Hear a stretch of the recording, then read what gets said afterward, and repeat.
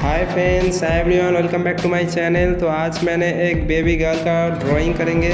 इसके लिए मैं रेफरेंस पिक्चर से आउटलाइन ड्रॉ पहले ही कर लिया है। इसके बाद में पूरा शेडिंग भी कंप्लीट करेंगे स्टेप बाय स्टेप। तो फ्रेंड्स लास्ट तक देखिए और ड्राइंग कैसे लगा आपको ज़रूर कमेंट करके बताना।